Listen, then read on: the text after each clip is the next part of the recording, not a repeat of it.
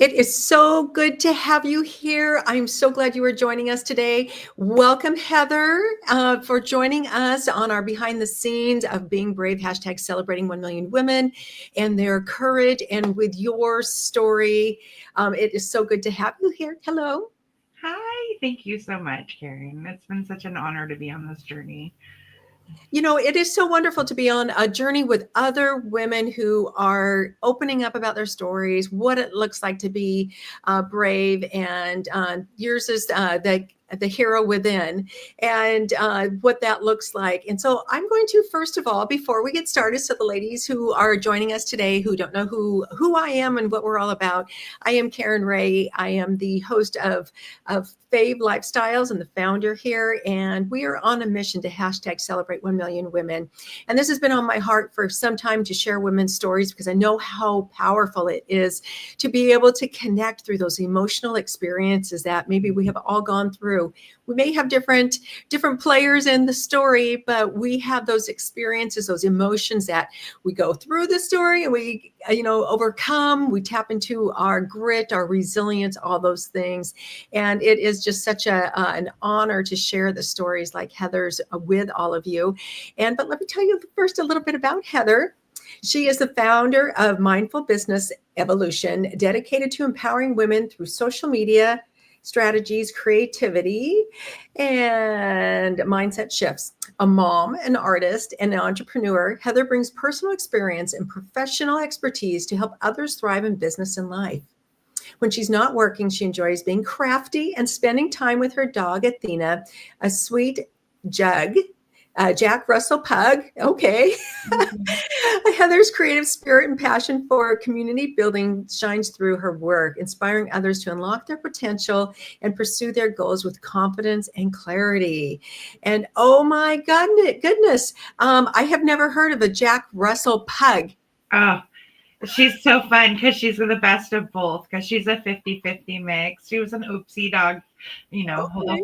whole litter was an oops. And she's out right over here, so she caught my attention when we're talking about her. She's adorable. So she's really rambunctious and excited, but then really happy to just like lay down and take my own. Oh, yes, our furry friends are really help us live our lives and are there to love on us. I know the dogs, when you walk in the room, they just love you. They are the epitome of unconditional love for their owners, and so that's so great. Well, tell us a little bit. Let's just give the ladies a little peek into your story, Heather. Let's Okay. give them a little idea of what your story, just real quickly, is about, the circumstances and that pivot point. So why don't you tell us a little bit about it?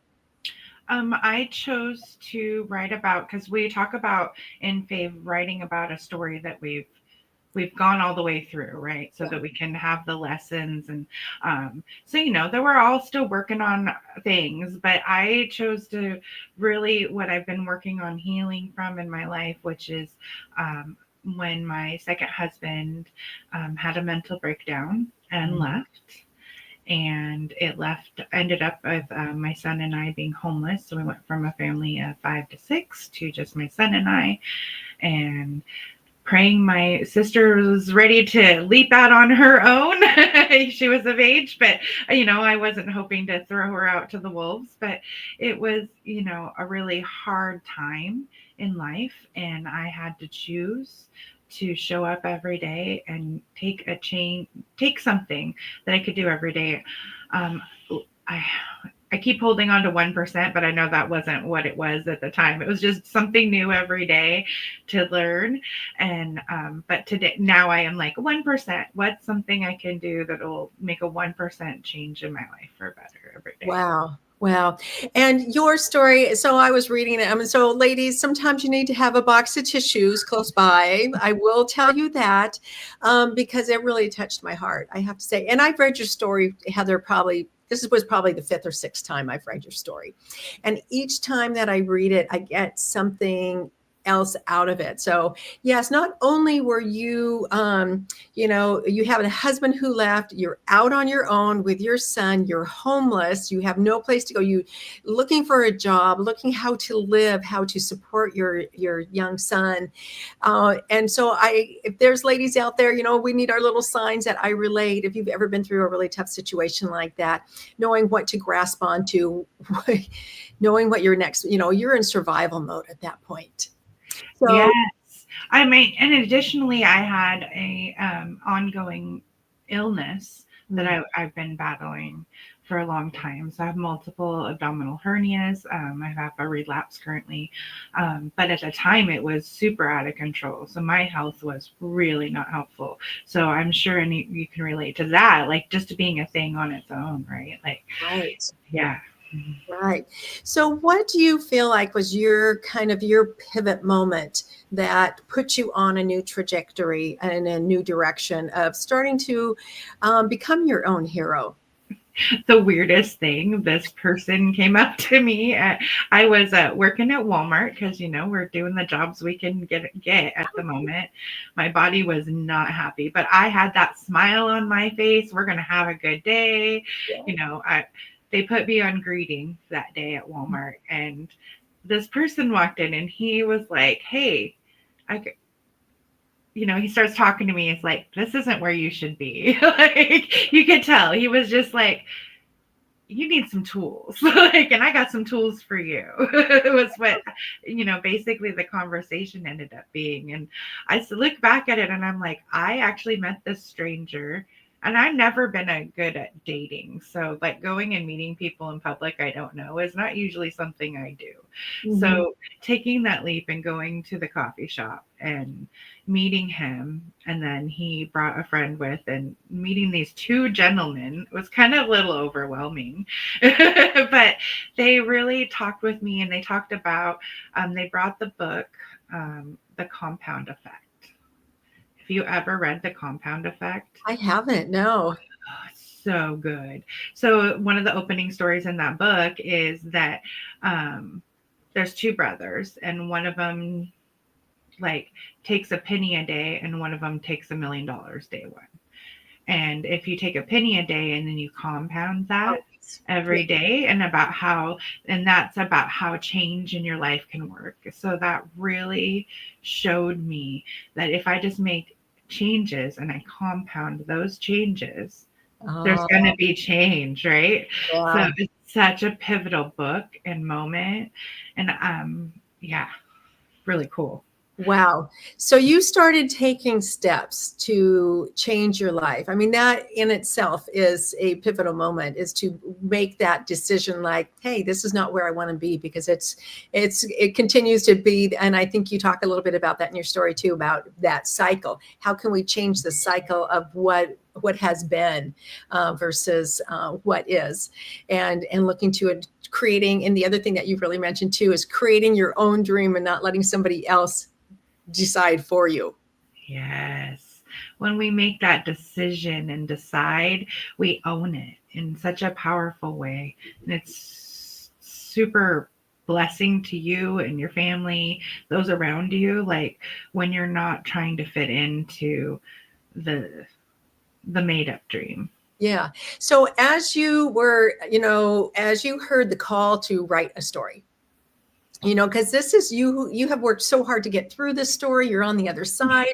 It's in, your past, even though you have new brave stories that you have to walk through. To think of having to write this out, what were there certain emotions that came up, or is there something that just said, hey, no, I really just needed to write the story, or what was it for you? I wanted to participate in the group and be a participant in life. And that's one of the changes I made, is you got to participate, right?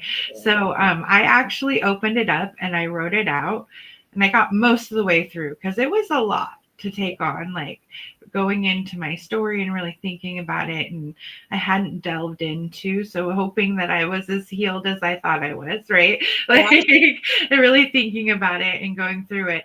And then I had to let it sit because I got called away to do something. I think my son needed me or something.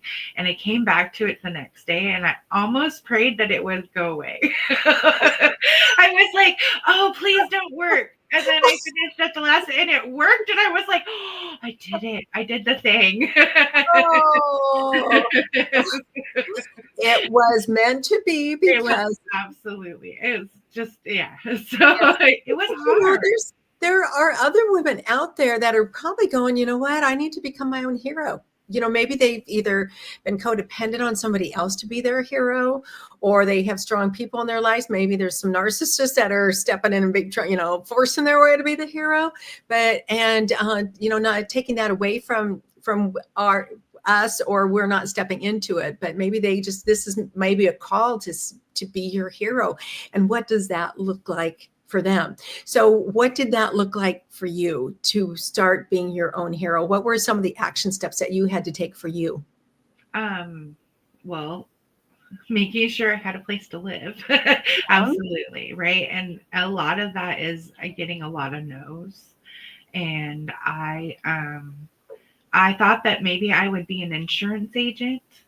And so I was like, this was going to be the thing that got us out of poverty, right? This is going to be the thing. And I just, that cat picture where the cat's hanging on by the claws, I just like dug my claws in and I was committed. So I have since learned that I need to go with the flow a lot more. But I learned a lot of skills by doing that, by being committed to it and trying. I learned a lot of skills. I learned a lot about myself. There was constant learning because it wasn't my field and it was so dysregulating to be in it. But we as humans accept the abuse that is only a little bit less than we abuse ourselves. So you can take a lot of beating in a situation you don't belong in if you are not mentally in a good spot when you go into it. Oh. So, like, you will stay in a box that you think you're supposed to be in longer than you should. Those claws are in, you're digging, you're holding on to that box. And then when you start to heal that and you retract the claws and you go with the flow, yeah. I have this mental picture because I have actually used that analogy as I was walking through a particular situation myself in a box. And I knew I did not fit in this box. Yeah. I didn't fit what the society said is that's what that's supposed to look like. I'm like, I think I'm on the outside of the box. Yes. Yeah. So, ladies, let's take ourselves out of that box that you're holding yourself in. Let the lid's opening now. We can crawl out. I mean, and you can take it slow because sometimes it's awareness. So maybe you need to take a peek outside the box. Maybe you need to just kind of open your mind a little bit and like look out and go, oh, there are other possibilities. I do get to be happy. I do get to choose these things. And that doesn't mean you uproot your whole life. You learn to find that out in where you're at right at the moment. Yeah. Oh my goodness. Oh, so many good things. So, Heather, what do you think were some of the really important lessons that you learned, maybe through your story and writing your story? I think that it's your whole mission, the hashtag celebrating 1 million women. Like, there's something about each of us that's worth celebrating. Yes. And I feel like that like I embrace that. Yeah. And seeing my story, like, it's not shameful. Yeah. Like, and having these feelings or going through these experiences that make us brave, we might have been told that this is a shameful, or it's like, what did the box put on over the top? So if you take I have this fish, let me say, I have this fishbowl theory, kind of like we're in this fishbowl, and those are the emotions and feelings and stuff. And we come to the top of the fishbowl and we're getting ready to change. And maybe we want to jump out. And I always think of like the Finding Nemo movie when they're trying to like Oh, escape yeah. out, right? So I have this theory though, that there is no fishbowl. And once we realize that there's no fishbowl holding us, that we can start to expand and go with the flow. So it's even bigger than the box theory. Like whatever we feel like is holding us in place, it's not really there. To challenge our thoughts around what we think is holding us back, and like you said too, just becoming aware of that first of all is part of the process, and what that looks like. You can't do anything if you're not aware of it for yourself. Yeah. Oh my gosh. So what do you, after writing your story, what did courage mean to you as you came? Because that was one of the last questions. What does courage mean to you? What does it mean to you today? It's definitely being my own hero, being and seeing that I can be. And by being my own hero, I give other women permission to be their own heroes. Yes. And that's really important to me, that we can be our own heroes. And what does being your own hero to you, what does that look like? I take steps every day to be here, I'm not waiting for somebody else to come in with the house and the money or the car or I'm not waiting for anything. I'm living life right now. And everything that I want and need, I provide that for myself. Lovely, lovely.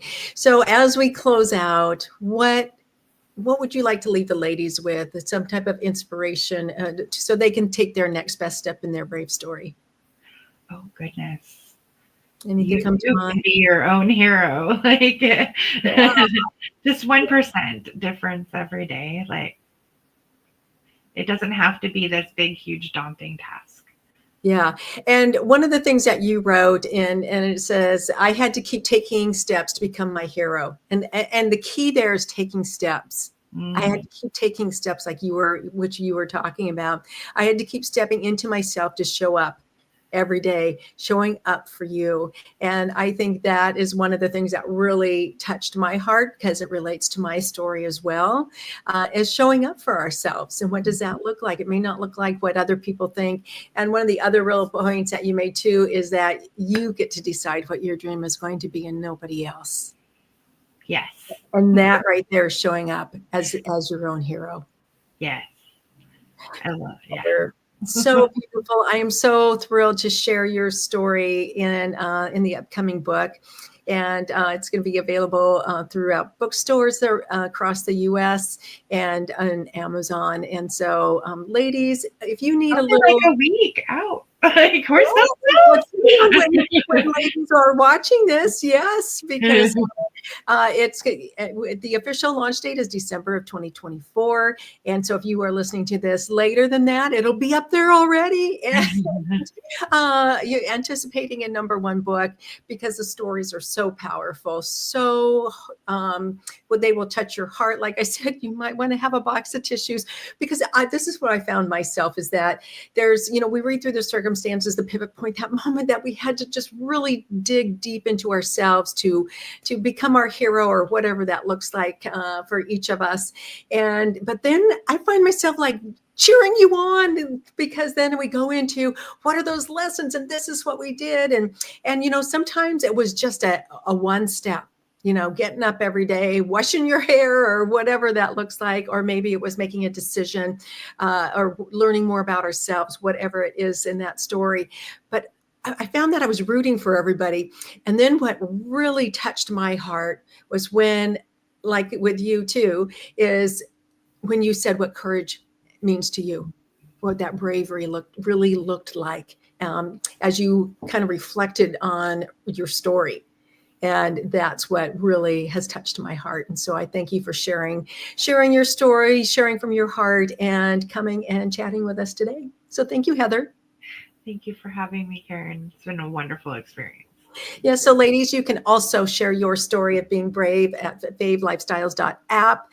And it's 16 questions. It's interview style. We'll take you right through the story, and you can share your heart and your inspiration to give hope to other women as well. So we will see you next time. Bye now.